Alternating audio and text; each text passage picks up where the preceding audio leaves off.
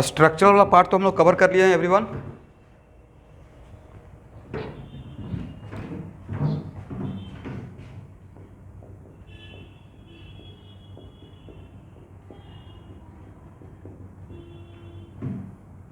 Stereo isomerism divided into two parts, right?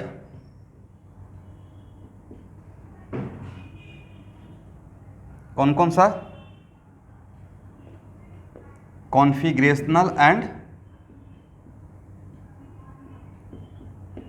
Conformational.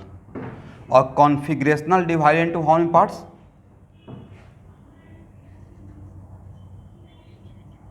Very good, geometrical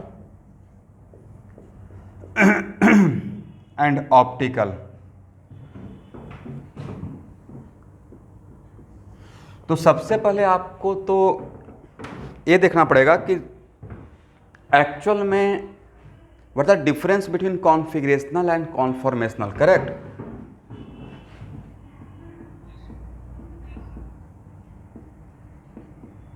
क्योंकि structural और stereo में difference बताए थे, करेक्ट? स्ट्रक्चरल में क्या था? Same molecular formula but one structural isomer differ from other with respect to connectivity, right? Stereo में क्या था? Same molecular formula, same connectivity, but one stereo differ with respect to other with respect to spatial arrangement, मतलब distance था, right? तो configurational के लिए एक तो बनता ही है same molecular formula, same connectivity बोलना पड़ेगा क्योंकि स्टीरियो है, राइट? बट वन, लिखना स्टार्ट कीजिएगा student, one configurational isomer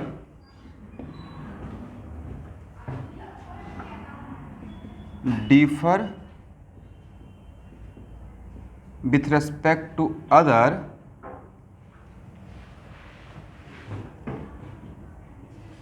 but one configurational isomer differ with respect to other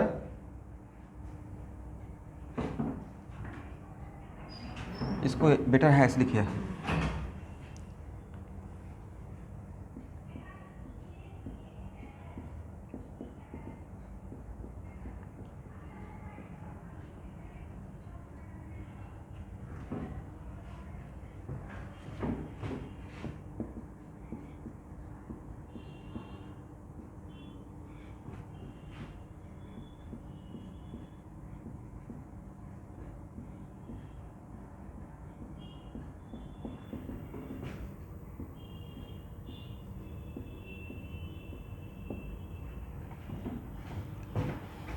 But one configurational isomer cannot interconverted into other without breaking any bond, ठीक है ना? इसका मतलब वन कॉन्फ़िगरेशनल आइसोमर दूसरे में convert करने के लिए एटलीस्ट हम लोग को कोई भी एक बॉन्ड ब्रेक करना पड़ेगा। तो ये था डिफिनेशन कॉन्फ़िगरेशनल का। But connectivity should be same.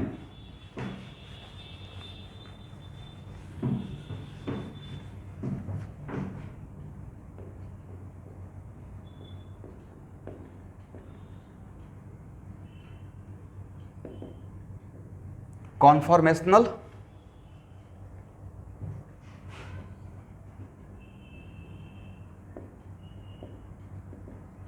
Same molecular formula, same connectivity,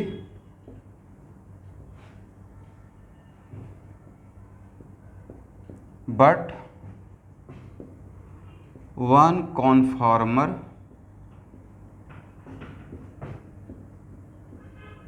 converted into other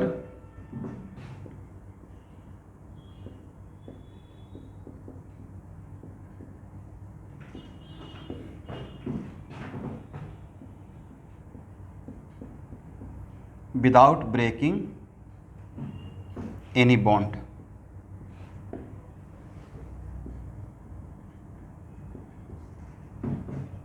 यहां तक आ जाइए।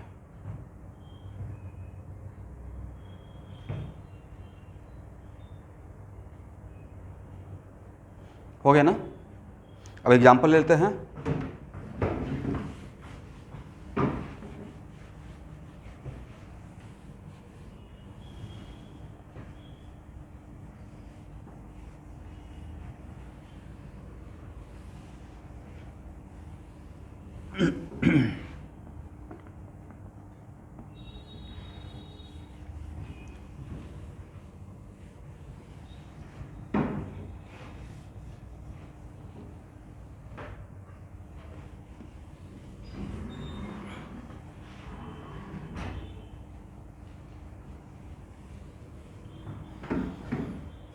चलिए,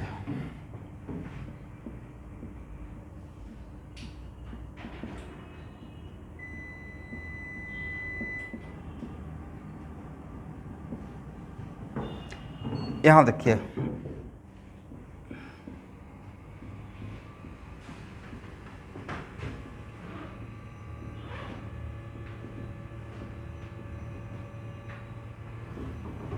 अगर यहां से यहां आते हैं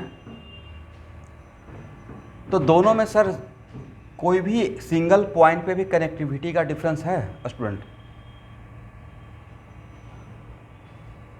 कनेक्टिविटी का डिफरेंस नहीं है, बट वी नो दैट वो डबल बॉन्ड के अबाउट रोटेशन रिस्ट्रिक्टेड होता है। हम लोग ओपन चेन में सिंगल बॉन्ड के अबाउट रोटेशन ले सकते हैं, बट डबल बॉन्ड के अबाउट रोटेशन पॉसिबल नहीं है। करेक्ट ना? दिस इज द वजह कि यहाँ से अगर यहाँ आना है तो एटलीस्ट एक बॉन्ड को ब्रेक करना पड़ेगा। तो उसे ब्रेक करने का बहुत सारा तरीका है, बट उसमें वन ऑफ द तरीका है just by heating. Correct? Organic chemistry में हीट करेंगे तो सबसे पहले सिग्मा बॉन्ड ब्रेक होगा या pi bond? Sir pi bond होना चाहिए। Pi bond is weaker then sigma bond, right? तो सबसे पहले ये ब्रेक हुआ। अब ब्रेक होने के बाद आप इस पार्ट को कीपिंग कांस्टेंट इसको रोटेट कीजिए, राइट?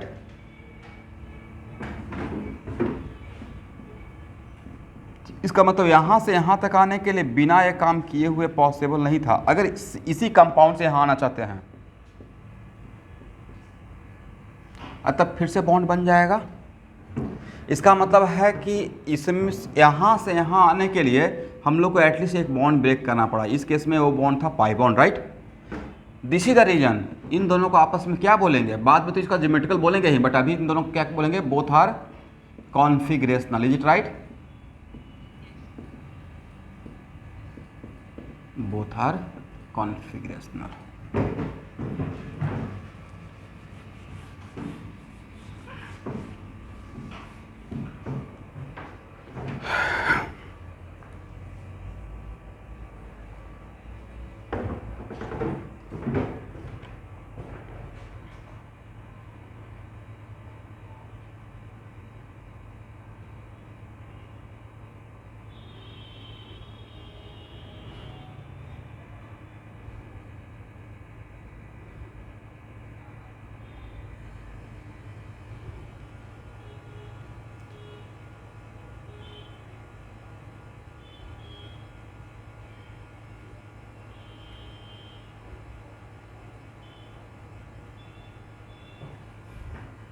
एक मिनट रुकिएगा।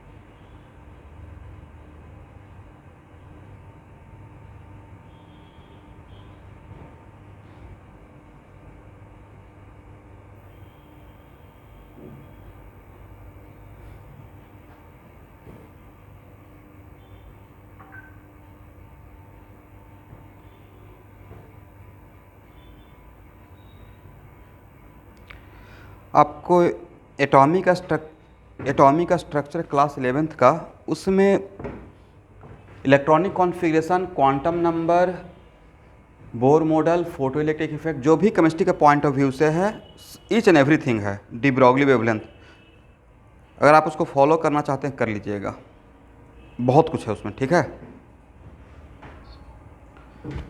ओके। अच्छा, मैथ में आप लोग में से कौन कौन लोग हैं? आप में से कोई एनीवन जो मैथ के लिए भी हैं यहाँ पे अभी?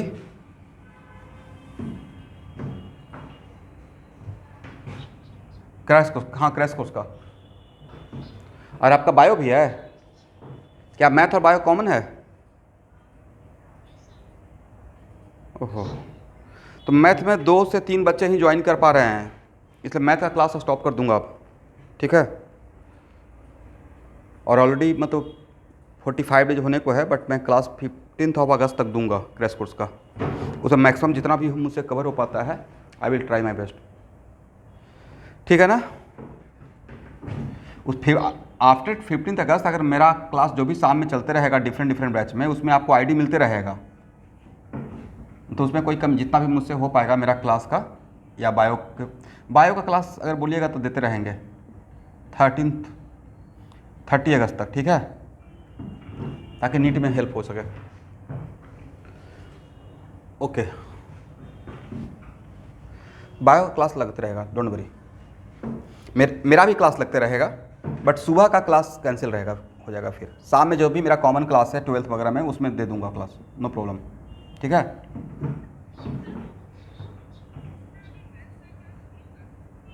होगा, लेकिन मैथ में बच्चे 2-3 ही ज्वाइन कर रहे हैं ना, अब टीचर पढ़ाएगा किसको?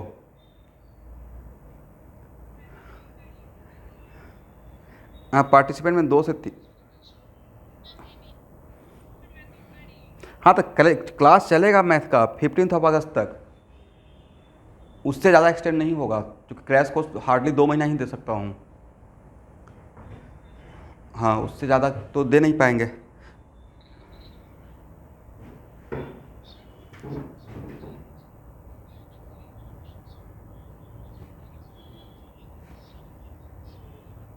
हम मिल जाएगा CEE का सैंपल बना हुआ है। CEE में स्टूडेंट क्या है कि 140 क्वेश्चन, तो 120 रहेगा, ठीक है, 40 और लेवल रहेगा JEE मेन जैसा ही, आसान सा लेवल, ठीक है।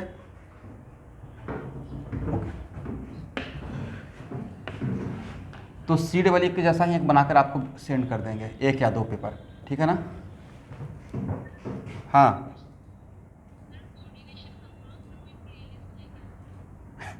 प्लेलिस्ट तो स्टूडेंट्स A to Z है, पिछले 1.5 साल से तो पढ़ा ही रहे हैं, कितना सारा बैच में कवर कर दिए हैं, बिल्कुल है। चाहिए आपको? ठीक है, भेज देंगे। कवर कर पाइएगा? कवर कर लेते हैं, बहुत अच्छी बात है।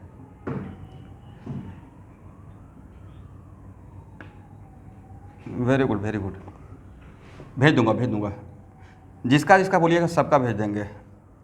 देखिए, इसमें मेरा कोई भी सेल्फिशनेस नहीं है कि हाँ प्लेलिस्ट दे देंगे फिर बच्चा पता नहीं वापस आएगा नहीं, ऐसा नहीं सोच रहा हूँ। आपको जो चाहिए होगा उससे बस आपका फ़ायदा इस कमिंग एग्जाम में हो जाए। कोऑर्डिनेशन कंपाउंड सॉलिड स्टेट में कवर कर ही दूंगा आपको, ठीक है। वो शुरू किए हैं तो पक्का ख़त्म कर देंगे। केमिकल इक्विलिब्रियम भी हो जाएगा, करेक्ट ना।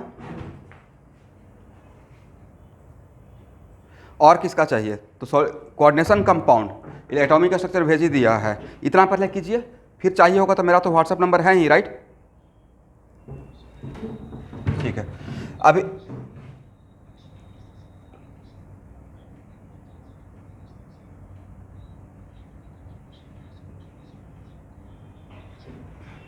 इलेक्ट्रॉनिक कॉन्फ़िगरेशन मैंने भेज दिया। एटॉमिक का स्ट्रक्चर का पहला 10 क्लास जो है वो इलेक्ट्रॉनिक कॉन्फ़िगरेशन ही है। एटॉमिक का स्ट्रक्चर में फर्स्ट 11 लेक्चर है वो इलेक्ट्रॉनिक कॉन्फ़िगरेशन, क्वांटम नंबर ही है। इतना बढ़िया से पढ़ाया हुआ कि आपका क्वेश्चन छूटेगा ही नहीं, 200% गारंटी है। इतना लाहे लाहे उसमें पढ़ाया हुआ है बहुत बढ़िया से, और अच्छा खासा प्रैक्टिस करवाया हुआ है, बस उसको आप ध्यान से देख लीजिएगा और उस पर कहीं से भी क्वेश्चन क्वांटम नंबर का आएगा, बन जाएगा, ठीक है। नोडल प्लेन भी उसमें पढ़ाया हुआ है, बस आप उसको फॉलो कर लीजिए। चलिए ऑफलाइन क्लास करके, हाँ ऑफलाइन तो होगा, तो अगर आप आना चाहेंगे तो मोस्ट वेलकम है ड्रॉपर बैच में। लेकिन मैं अभी चाहता हूँ, दुआ कर रहा हूँ कि आपका इसी बार हो जाए कहीं पे।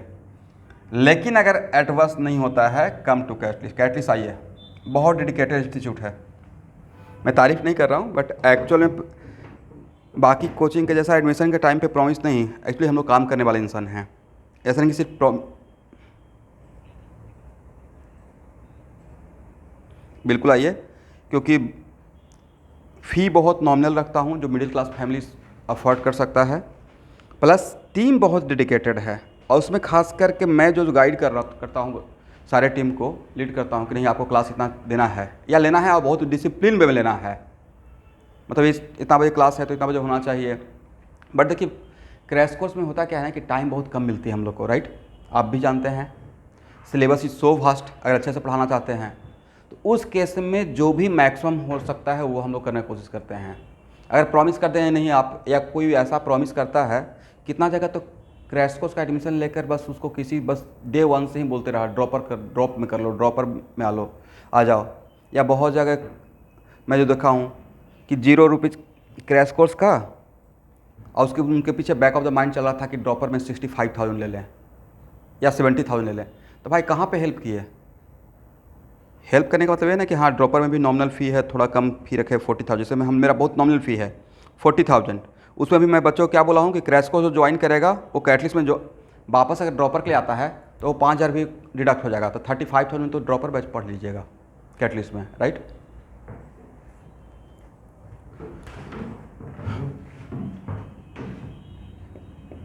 तो स्टूडेंट यहाँ से यहाँ तक आने के लिए आपको ओपन चेन में सिंगल बॉन्ड के अबाउट रोटेशन फ्री है।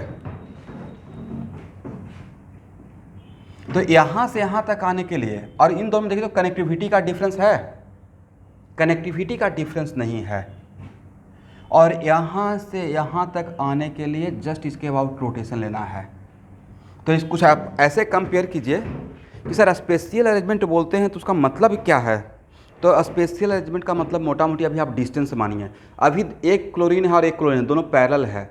अगर ऐसे कर देंगे तो अब एंटी पैरेलल हो गया, क्या डिस्टेंस सेम रहा क्लोरीन के बीच में या डिफरेंट हो गया? डिफरेंट हो गया, यस, दैट्स वाई।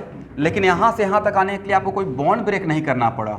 तो same molecular formula, same connectivity, but one isomer converted to other without breaking any bond. अगर ऐसा प्रॉपर्टी शो होता है तो ये प्रॉपर्टी कॉन्फॉर्मर का है। तो इन दोनों को क्या बोलेंगे? बोथ आर कॉन्फॉर्मर, करेक्ट ना? ओके अब देखिए स्टूडेंट, तो ये था, this is the basic difference between configurational and conformational. तो अब सबसे पहले हम लोग स्टार्ट करेंगे कॉन्फिगरेशनल आइसोमरिज्म।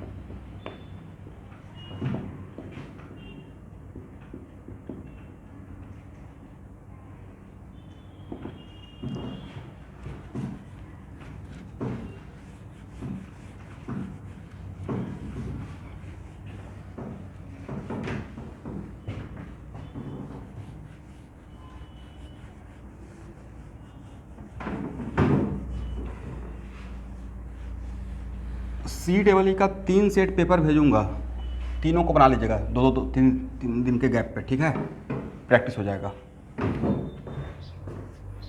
ओके अब स्टूडेंट इसमें कॉन्फिगरेशनल स्टार्ट करने से पहले एक बहुत इंपॉर्टेंट रूल है, उसके बिना आगे मैं ऑप्टिकल आइसोमरिज्म आपको नहीं समझा पाऊंगा। तो सबसे पहले कॉन्फिगरेशनल में ज्योमेट्रिकल स्टार्ट करने से पहले एक बहुत फेमस रूल है जिसका नाम है CIP रूल, और इसी का दूसरा नाम है सीक्वेंस रूल। और CIP का फुल फॉर्म है चान इन गोल्ड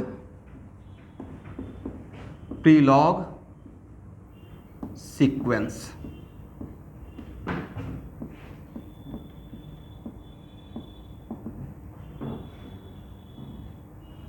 तो सर इसमें करते क्या हैं, तो इसमें एक्चुअल में सिस है या ट्रांस है या ऑप्टिकल आइसोमरिज्म में आर और एस कॉन्फ़िगरेशन, इन सब को निकालने के लिए हम लोग ग्रुप का प्रायोरिटी डिसाइड करते हैं। तो इसमें हम लोग किसी ग्रुप का, फॉर एग्जांपल यहाँ पे फ्लोरीन और क्लोरीन का, ये जो प्रायोरिटी मैं बोल रहा हूँ ये नॉमेनक्लेचर वाला प्रायोरिटी नहीं है, ये उससे हटकर प्रायोरिटी है।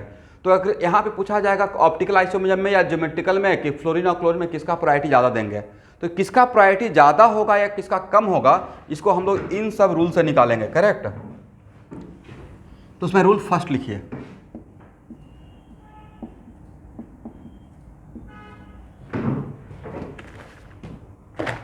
बहुत इंपॉर्टेंट है, पूरा ऑप्टिकल आइसोमरिज्म बिना इस रूल का आपको नहीं समझ में आएगा। तो पहला लिखिएगा, दैट ग्रुप और atom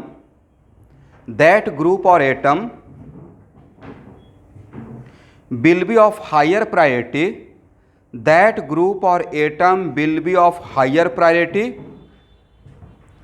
in which first atom is of higher atomic number. That group or atom will be of higher priority in which first atom is of higher atomic number. Or in case of isotope,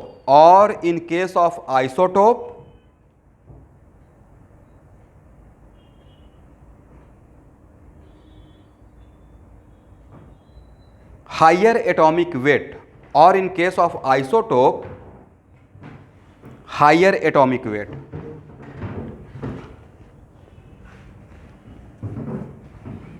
atomic weight, isotope रहेगा तो atomic number तो same रहेगा ना, तो उस time पे isotope उसका atomic weight देखेंगे। यहाँ देखिए student, fluorine, chlorine, bromine, iodine, according to first rule इन सब का में प्रायोरिटी निकालेंगे तो सबसे ज़्यादा प्रायोरिटी किसका रहेगा, आयोडीन का, करेक्ट। उसके बाद ब्रोमीन का, उसके बाद क्लोरीन का, उसके बाद फ्लोरीन का, ये राइट। ये हो गया priority order, correct.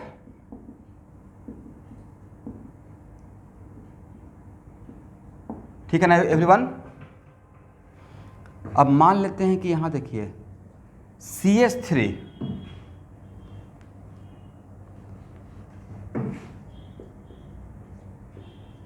OH NH2 या SH, इन सब में तो what the meaning of sir first atom का मतलब है फेसिंग एटम से, मतलब यहाँ पे जो बॉन्ड छूटा हुआ है तो कोई भी इसके साथ बॉन्ड बनाने के लिए आएगा तो किसको फेस करना पड़ेगा, किसके साथ बॉन्ड बनाएगा, कार्बन के साथ।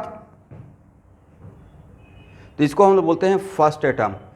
तो बताइए इसमें फर्स्ट एटम कौन है सर, कार्बन है। इसमें फर्स्ट एटम ऑक्सीजन है, इसमें फर्स्ट एटम नाइट्रोजन है, इसमें फर्स्ट एटम सल्फर है।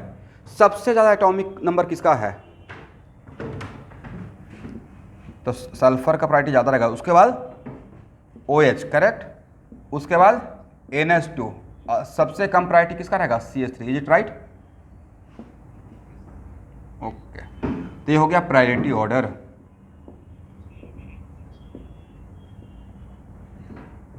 क्या बोले,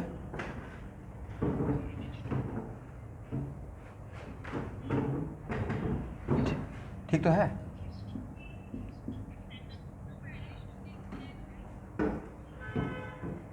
ओ सॉरी, हाँ इन होगा। तो ये हो गया प्रायोरिटी ऑर्डर, करेक्ट। अब एक और एग्जांपल लेते हैं, तो हाइड्रोजन और ड्यूटेरियम में किसका प्रायोरिटी ज़्यादा रहेगा, ड्यूटेरियम का प्रायोरिटी ज़्यादा रहेगा, समझ गए। लिख लीजिए, ये सब बहुत कमाल का चीज़ है, बहुत काम में आएगा।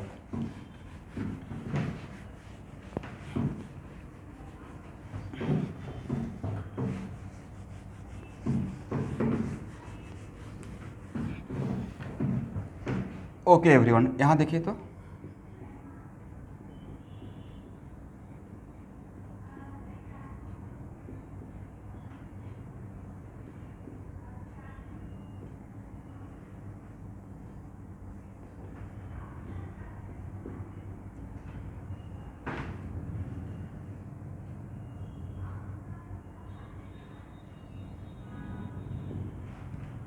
इसे बोलिए फर्स्ट एटम कौन सा, वेरी गुड, फर्स्ट एटम है कार्बन, और स्टूडेंट जो फर्स्ट एटम से अटैच रहेगा उसको हम लोग सेकेंड एटम बोलेंगे, ठीक है। सेकेंड एटम कौन सा है? Carbon carbon carbon carbon carbon carbon, right. First atom से 3 एटम अटैच है तो उन सबको सेकेंड एटम बोलेंगे, करेक्ट। और थर्ड एटम कौन सा है स्टूडेंट? सबसे पहले हाउ मेनी थर्ड एटम? तो सर ए हो गया मेरा फर्स्ट एटम, ये हो गया सेकेंड एटम, ये भी हो गया सेकेंड एटम, ये भी हो गया सेकेंड एटम। तो सेकेंड एटम से कौन अटैच है? तो सर सेकेंड एटम से अगर इसका देखेंगे तो हाइड्रोजन हाइड्रोजन और कार्बन, इससे कौन कौन अटैच है? 2 हाइड्रोजन कार्बन, राइट। फिर से हाइड्रोजन हाइड्रोजन कार्बन, फिर से हाइड्रोजन हाइड्रोजन कार्बन। तो क्या मैंने सही लिखा? इसका मतलब थर्ड एटम मेरे पास 9 है, राइट। जो भी सेकेंड एटम से अटैच रहेगा उसका नाम हो गया third atom, correct.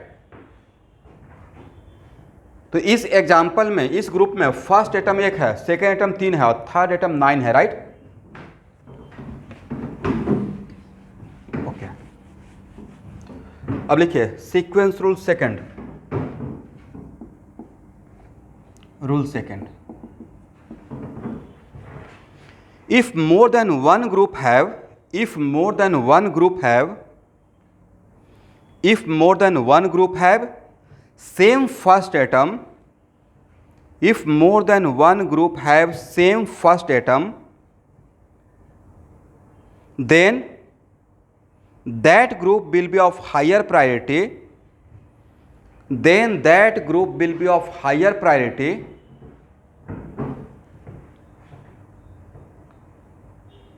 in which second atom is of higher atomic number,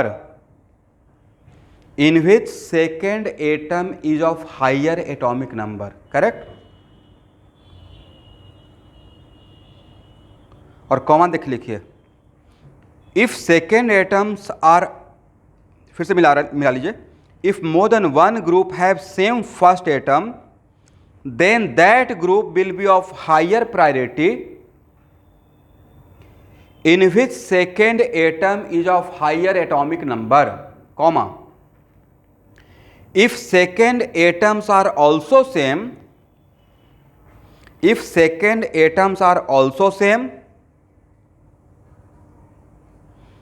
then same rule apply for third atom,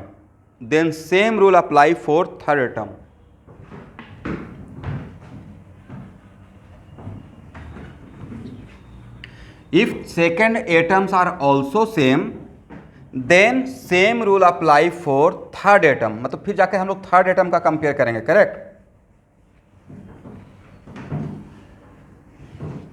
एक बार पढ़ लीजिए तो मैंने क्या बोला।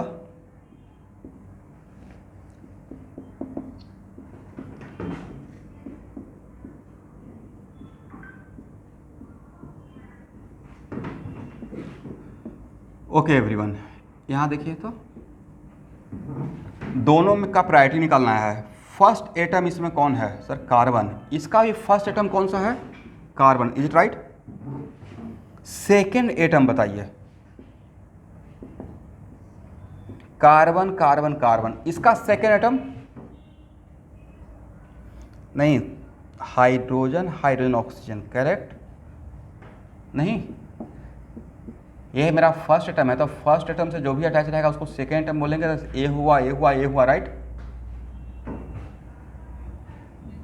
ओके, अब भाई सेकेंड एटम में ध्यान से देखिएगा मैं क्या करता हूँ।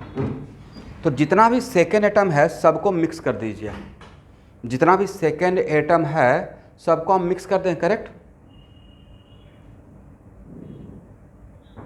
और सेकेंड एटम मिक्स करने के बाद देखिए तो सर सेकेंड एटम मिक्स करने के बाद मेरे पास 6 है, करेक्ट। उस 6 में से सबसे ज़्यादा एटॉमिक नंबर किसका है? और ऑक्सीजन किस पार्टी का? सर इस तरफ का, राइट। दिस इज द वजह कि इसका प्रायोरिटी ज़्यादा रहेगा, करेक्ट। इसका मतलब यहाँ पे सेकेंड एटम का एटॉमिक नंबर को जोड़ना नहीं था। ऐसा नहीं कि इन तीनों का एटॉमिक नंबर जोड़ दिए 6 + 6 + 18, 6 + 6 + 6 18, 18 हो गया, और इसका 1 + 1 + 8 10 हो गया। इसका मतलब हम लोग को एटॉमिक नंबर को ऐड नहीं करना है, करेक्ट ना एवरीवन? उस सबको मिलाना है और देखना है सबसे ज़्यादा एटॉमिक नंबर किसका है, और जिसका रहेगा वो जिसके तरफ का रहेगा उसका प्रायोरिटी ज़्यादा कर देंगे, करेक्ट? चलिए यहाँ तक आइए।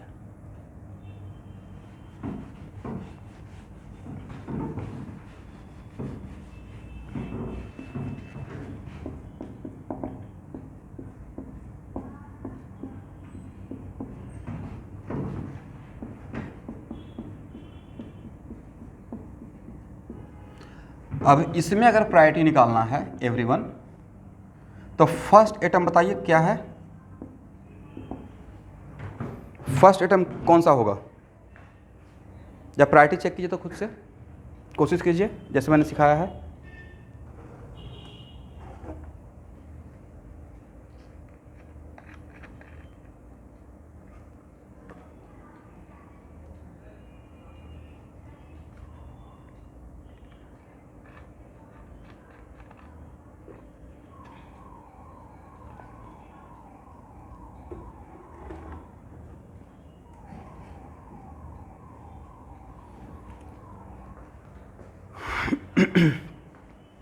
तो इसका फर्स्ट एटम कार्बन है, इसका भी फर्स्ट एटम कार्बन है।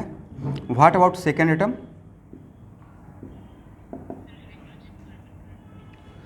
Very good, carbon carbon hydrogen, और इसका कार्बन कार्बन कार्बन। अब हुआ क्या होगा कि आप मिक्स किए होंगे, राइट? और सबसे ज़्यादा एटॉमिक नंबर का एटम को अगर बाहर निकालेंगे तो कार्बन ही है, राइट?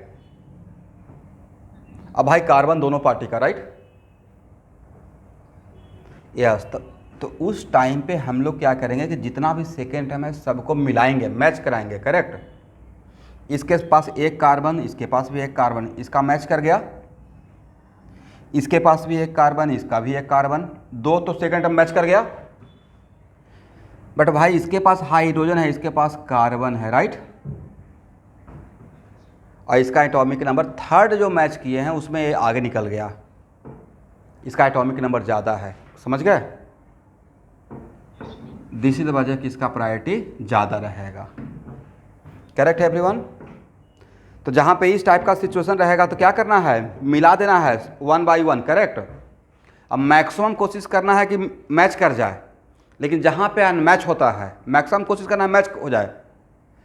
अब यहाँ पे एक कार्बन, तो एक कार्बन वहाँ का लेंगे तो यहाँ का भी एक कार्बन मैच कर गया, यहाँ का एक और कार्बन को उठाएंगे, उसके पास भी एक और कार्बन मैच कर गया, यहाँ का लास्ट क्या बचा, हाइड्रोजन, बट इसके पास लास्ट में बचा कार्बन। तो सर इसमें एटॉमिक नंबर इसका ज़्यादा है तो इसका प्रायोरिटी ज़्यादा रहेगा, करेक्ट है ना? ऐसे निकालेंगे।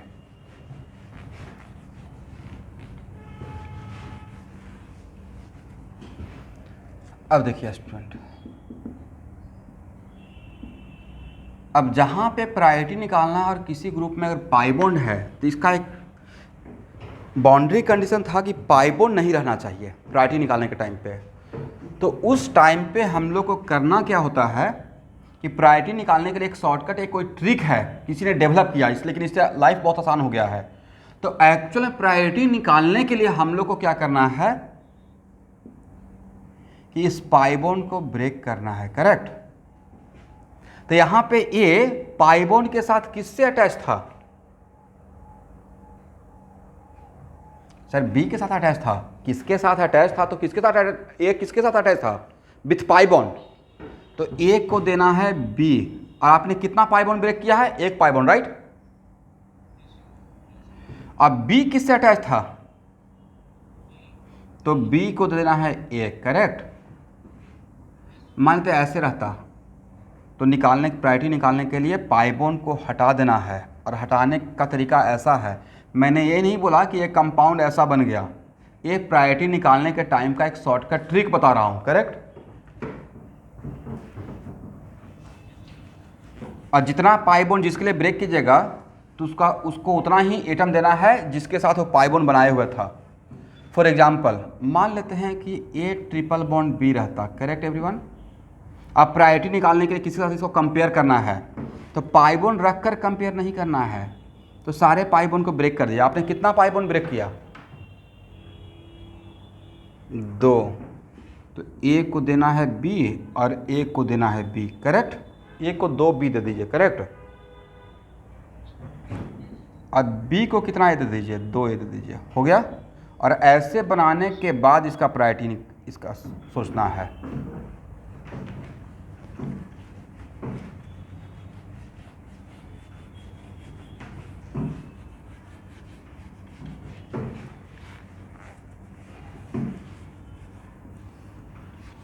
ओके एवरीवन, तो अब मुझे बताइए तो अगर अल्डिहाइडी ग्रुप को किसी के साथ प्रायोरिटी के लिए कंपेयर करना है तो कैसे कंपेयर कीजिएगा? सर पाई बॉन्ड को ब्रेक कर देंगे ऐसे, करेक्ट। और कार्बन को क्या देंगे, बोलिए? Very good. और ऑक्सीजन को क्या देंगे? बस इतना आसान था स्टूडेंट, मतलब ऐसा कर लीजिएगा ना, लिख लीजिए।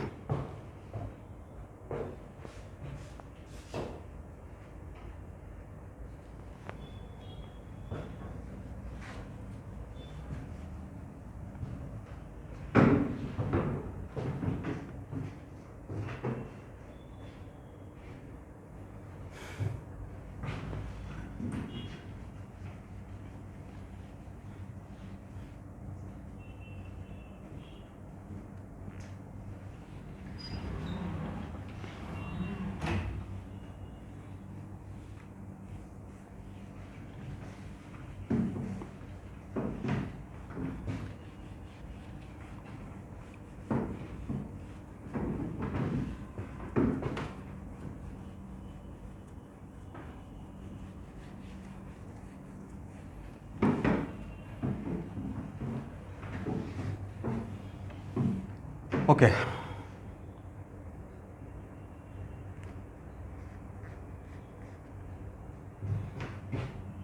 अब मान लेते हैं कि आपको कंपेयर करना है अल्डिहाइड में और एसिड में, किसका प्रायोरिटी ज़्यादा है।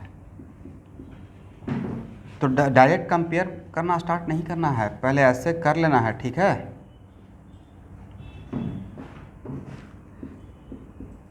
देखिए तो कंपेयर करने के लिए जो ट्रिक बताए थे उन्हें सही काम किया। इसको इस फॉर्मेट में कन्वर्ट कर लिया, इसको इस फॉर्मेट में, क्या मेरा कन्वर्सन सही है?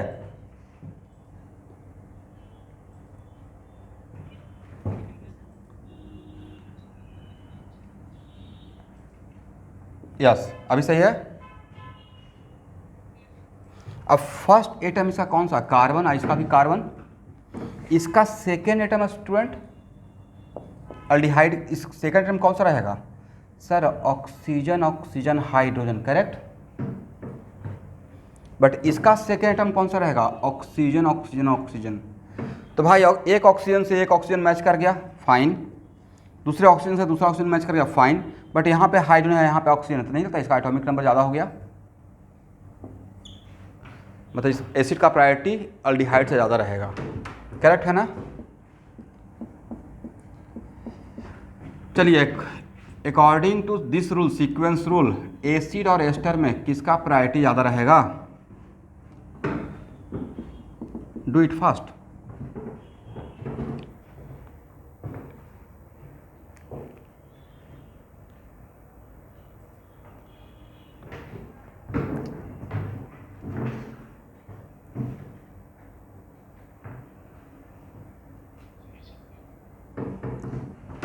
वजह सर इसको इस तरीके से कन्वर्ट किया मैंने,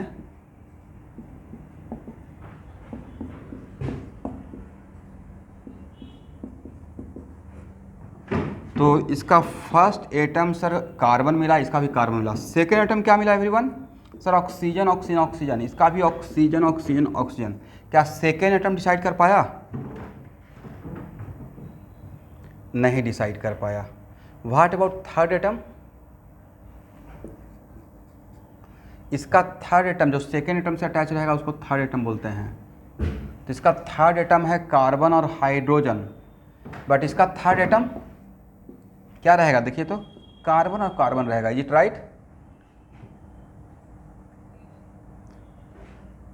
सिंपल है ना, ये सेकंड एटम है, सेकंड एटम, तो इसके पास तो कुछ सोचना ही नहीं है, तो इससे इसके पास है तो इसको बोलेंगे थर्ड एटम, इसको भी क्या बोलेंगे थर्ड एटम, इसको भी क्या बोलेंगे थर्ड एटम, इसको भी बोलेंगे थर्ड एटम।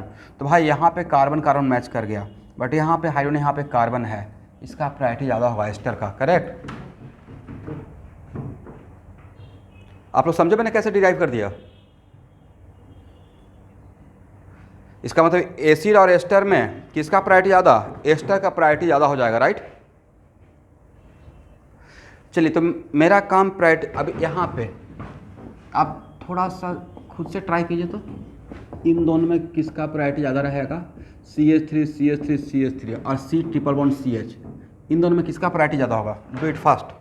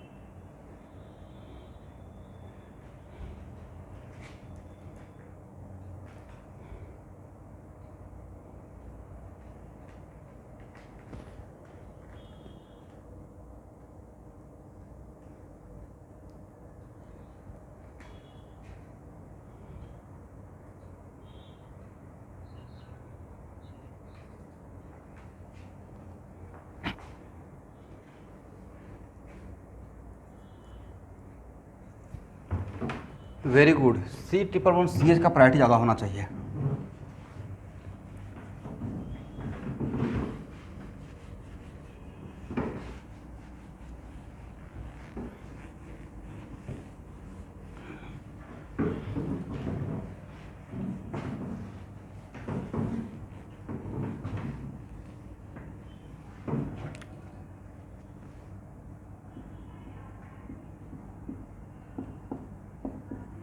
आप लोग भी ऐसा किए होंगे।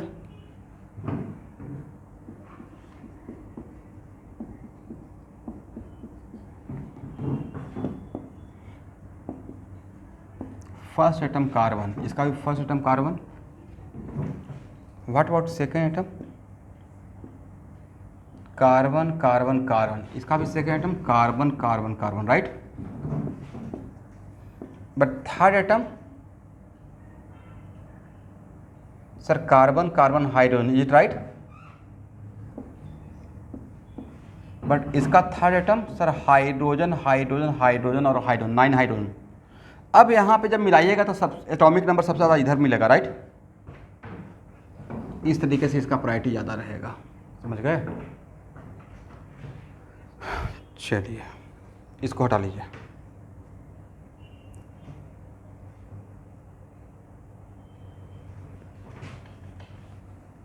हो गया ना एवरीवन?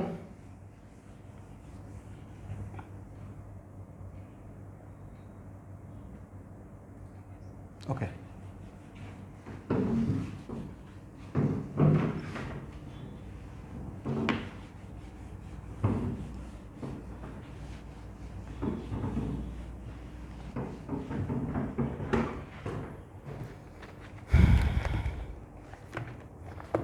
अब हेडिंग बनाइए geometrical isomerism.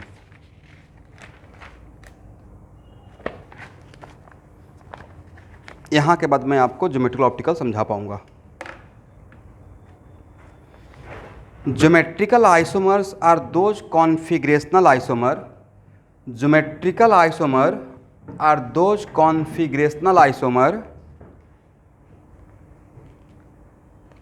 which differ in a spatial arrangement, which differ geometrical isomerism, geometrical isomer लिखिएगा, geometrical isomer are those configurational isomer which differ in a spatial arrangement of atom or group, which differ in a spatial arrangement of atom or group about a bond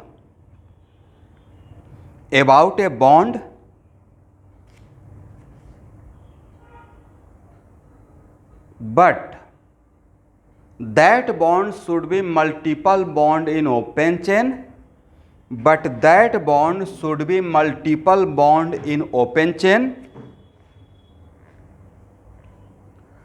or single bond in ring or single bond in ring।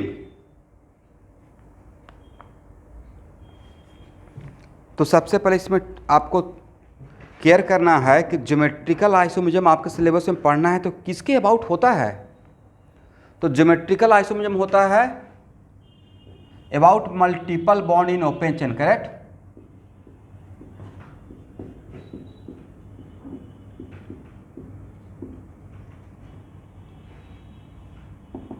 और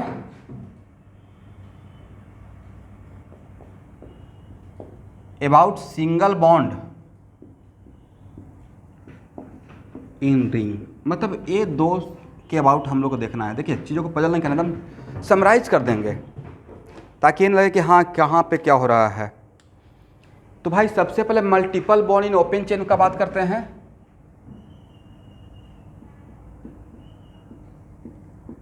तो multiple bond in open chain में it is very important to note that everyone कि multiple bond in open chain में क्या मिल सकता है, या तो ट्रिपल बॉन्ड नहीं तो डबल बॉन्ड, यही मिल सकता है ना। या तो डबल बॉन्ड रहेगा सर और नहीं तो ट्रिपल बॉन्ड रहेगा। और डबल बॉन्ड में ऑर्गेनिक केमिस्ट्री में भाई क्या मिल सकता है, most famous C double bond C, या सी डबल बॉन्ड ओ, या सी डबल बॉन्ड एन, या एन डबल बॉन्ड एन। इससे ज़्यादा तो आपको मिलेगा ही नहीं। तो सर इतना ही तो हमको केयर करना है डबल बॉन्ड के लिए, राइट। और ट्रिपल बॉन्ड क्या मिलेगा, सी ट्रिपल बॉन्ड एन, और नहीं तो सी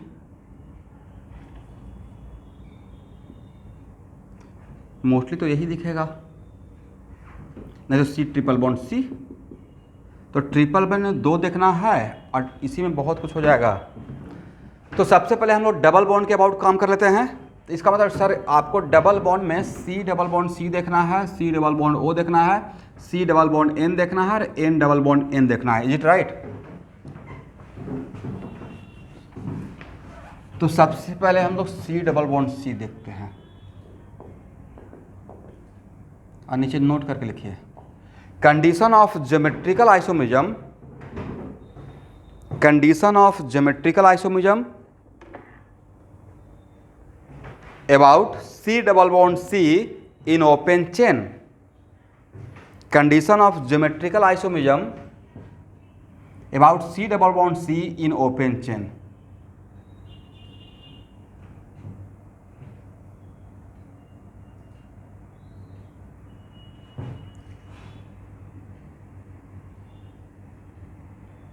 देखिए स्टूडेंट, तो एक्चुअल में कंडीशन है हाउ मेनी, आप जिस डबल बॉन्डेड कार्बन एटम के अराउंड देख रहे हैं, जिस double bond, it is not compulsory कि किसी कंपाउंड में एक ही डबल बॉन्ड के अबाउट होगा, बट जिस भी डबल बॉन्डेड कार्बन के अबाउट आप देख रहे हैं उसमें how many double bonded carbon, 2 double bonded carbon. तो एक्चुअल में दोनों डबल बॉन्डेड कार्बन को 1 by 1 इंडिविजुअली आपको देखना है। और इस डबल बॉन्डेड, मैं इसको लैंग्वेज दे दूंगा, इस डबल बॉन्डेड कार्बन पे 2 ग्रुप है, both group should be different अगर ज्योमेट्रिकल शो करना है इस डबल बॉन्ड के अबाउट तो, राइट। तो यहाँ पे A not equal to B, बस बहुत सिंपल सा कंडीशन है। इसके पीछे का रीजन भी मैं बता दूंगा क्यों ऐसा कंडीशन है। इसका मतलब है कि इस डबल बॉन्ड के अबाउट ज्योमेट्रिकल आइसोमेरिज्म होने के लिए both double bonded carbon must have 2 group different individually. इसका मतलब क्या हुआ जो मैंने बोल दिया, इसका मतलब हुआ कि सर दोनों डबल बॉन्डेड कार्बन को 1 by 1 चेक करना है, राइट। और इस पे जो 2 ग्रुप है उसको आपस में डिफरेंट होना है, इस पे भी जो 2 ग्रुप है उसको आपस में डिफरेंट होना है, राइट। अगर इस कंडीशन को सेटिस्फाई करता है तो इस डबल बॉन्ड के अबाउट ज्योमेट्रिकल आइसोमेरिज्म होगा, अदरवाइज नहीं होगा, करेक्ट। नहीं, इसके साथ कंपेयर नहीं करना है, अभी आपको होने के लिए बस क्या देखते हैं वो बाद में बताते हैं। अभी सबसे पहले तो ये देखना है कि नहीं होगा या नहीं होगा, होगा तो फिर क्यों होगा, या इस ऐसा क्यों कंडीशन आया है वो बाद में एक्सप्लेन करेंगे। अभी बस ये जानिए कि ऐसा कंडीशन होता है, राइट। अब यहाँ मैंने ये नहीं बोला कि यहाँ पे जो रहेगा वो यहाँ पे नहीं रहेगा, मैंने बोला कि मेन की पॉइंट को पकड़ना है कि both double bonded carbon must have two group different individually. मतलब इसको देखना है तो इस पे जो दो ग्रुप को देखना है तो इधर केयर नहीं करना है कि यहाँ पे वो है या नहीं है, करेक्ट।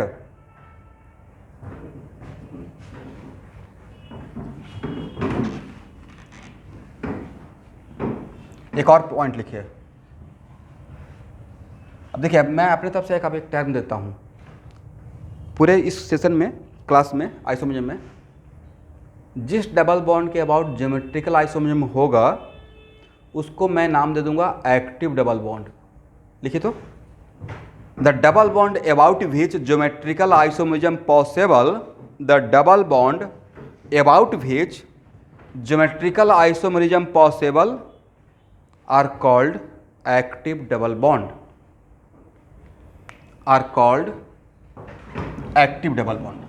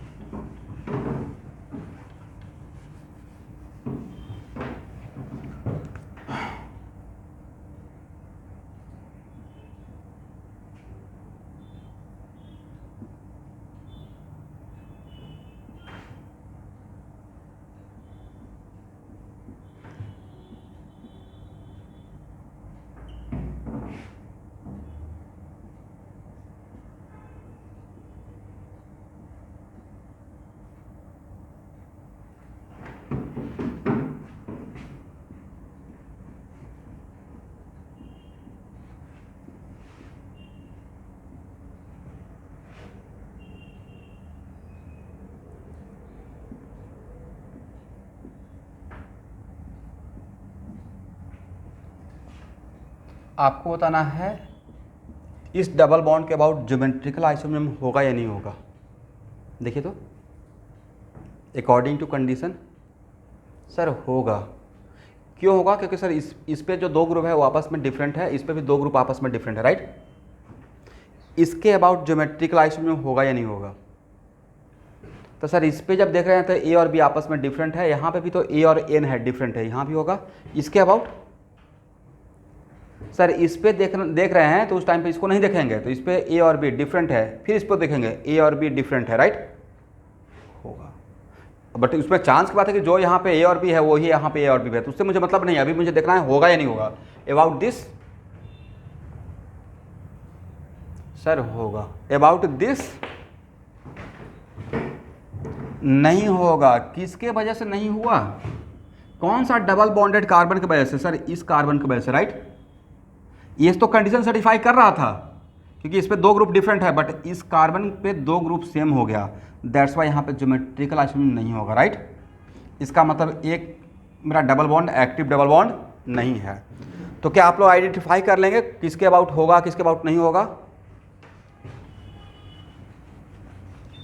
Okay everyone.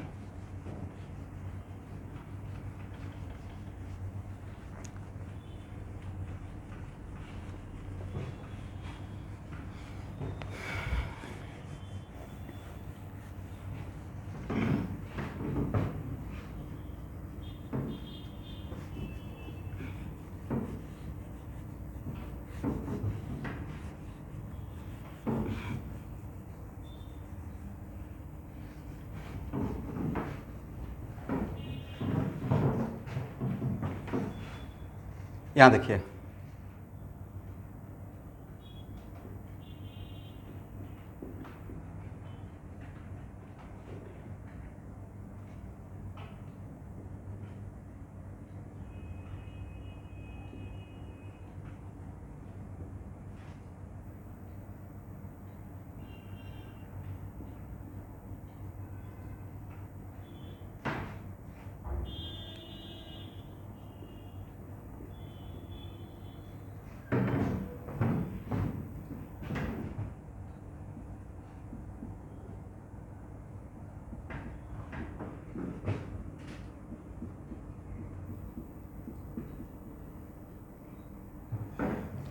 चलिए इस डबल बॉन्ड के अबाउट होगा या नहीं होगा, देखिए तो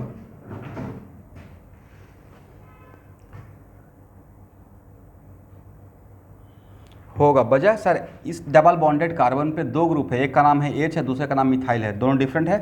यहाँ भी दो ग्रुप है, एक का नाम H है और दूसरे का नाम मिथाइल है, राइट। एक कंडीशन को सेटिस्फाई कर दिया, राइट। इसके अबाउट भी तो होगा। देखिए इस कार्बन पे जब चेक कीजिएगा तो दो ग्रुप है, H और मिथाइल, मन में बोलते रहिए कंडीशन क्या था। और यहाँ पे भी दो ग्रुप है, H और Cl, राइट। क्या H और C दोनों डबल बॉन्डेड कार्बन को मिला के नहीं देखना है, इंडिविजुअली देखना है, 1 by 1, राइट। तो उस व्हाट अबाउट दिस वन, ये तो सबसे बढ़िया कंडीशन है सर, यहाँ पे तो चारों डिफरेंट है, right. What about this one, यहाँ पे नहीं होगा सर, क्योंकि इस डबल बॉन्डेड कार्बन पे दोनों सेम ग्रुप हो गया, हाइड्रोजन हाइड्रोजन, राइट। अब यहाँ पे इस टाइप का सिचुएशन में कितना डबल बॉन्ड है sir, there are 3 double bond, right. इस डबल बॉन्ड के अबाउट ज्योमेट्रिकल आइसोमरिज्म होगा या नहीं होगा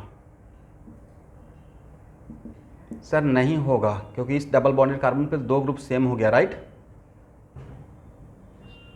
इस डबल बॉन्डेड कार्बन के अबाउट होगा या नहीं होगा, यहां भी नहीं होगा, इस डबल बॉन्डेड कार्बन पे दो ग्रुप सेम हो गया, राइट। व्हाट अबाउट इस डबल बॉन्डेड कार्बन पे ज्योमेट्रिकल आइसोमरिज्म, दोनों डबल बॉन्डेड कार्बन को एनालाइज करके बताएं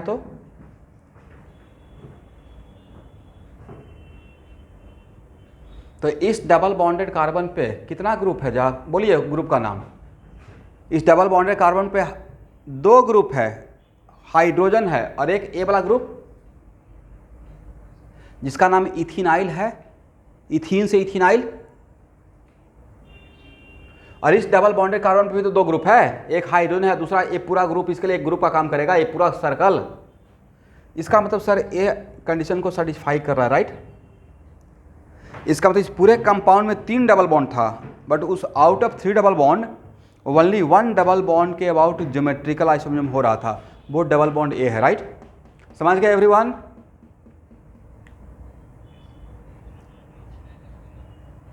दोनों तरफ,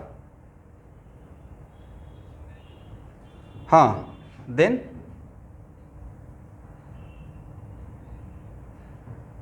नहीं समझे, ज्योमेट्रिकल आइसोमरिज्म का कंडीशन फिर से बोलिए तो, जो मैं अभी बताया।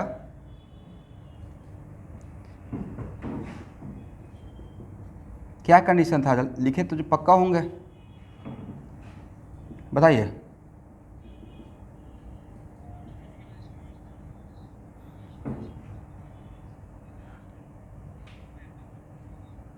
नहीं, कंडीशन क्या था, सी डबल बॉन्ड सी के अबाउट होने के लिए क्या कंडीशन था वो पढ़िए।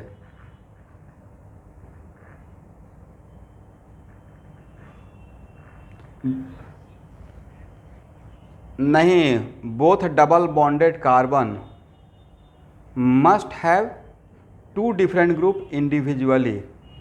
इसका मतलब इसको तोड़कर दोनों डबल बॉन्डेड कार्बन को 1 by 1 सेपरेटली चेक करना है, राइट।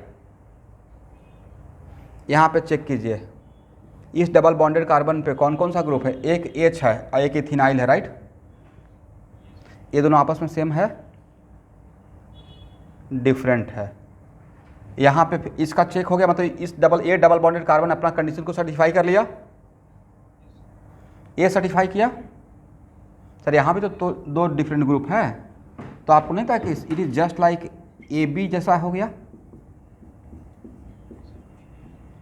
तो यहाँ पे हो रहा था या नहीं हो रहा था, तो यहाँ पे होगा या नहीं होगा, ऐसे चेक करना है, करेक्ट। मतलब दोनों डबल बॉन्डेड कार्बन को मिक्स करके चेक करना है या 1 by 1 देखना है। इसको जब देखेंगे तो इसका दो ग्रुप पे फोकस करेंगे, ना कि इसको यहाँ पे देखते रहेंगे, राइट। समझे एवरीवन। तो एटलीस्ट आप लोग कितना भी किसी भी कंपाउंड में 2 डबल बॉन्ड हो, 3 हो या 1 हो, एटलीस्ट किस डबल बॉन्ड, अगर एक से ज़्यादा डबल बॉन्ड रहेगा तो एटलीस्ट इतना तो बता पाएंगे ना मुझे कि कौन सा डबल बॉन्ड के अबाउट होगा या नहीं होगा, तब तो आगे बढ़ेंगे। नंबर ऑफ ज्योमेट्रिकल आइसोमर कितना होगा,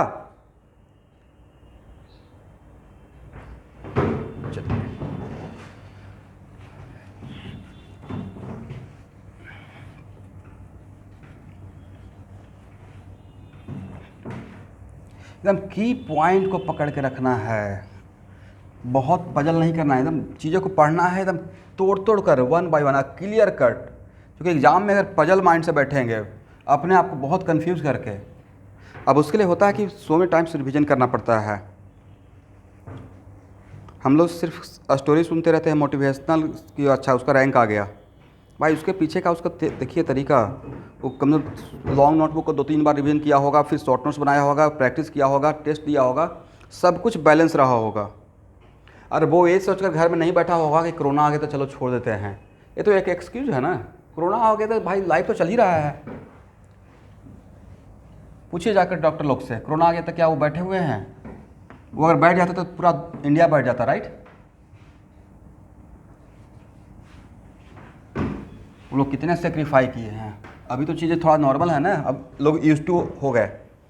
फर्स्ट टाइम जब आया था, आप देख, फर्स्ट टाइम जब यहाँ पे पिछले साल जब हुआ था, मैं भाई हम लोग जब रेल चढ़ते थे तो इतना मीडिया या कुछ लोग डरा दिए थे कि हम लोग टच करने, किसी चीज़ को टच करने से डरते थे, राइट। टच नहीं करना है, बाहर निकलना है तो रेलिंग नहीं पकड़ना है, तो इतना चीज़ें हाइप हो गया था। चलिए तो यहाँ से ही बढ़ते हैं नेक्स्ट क्लास में। आज के इतना ही। Okay everyone, thank you student.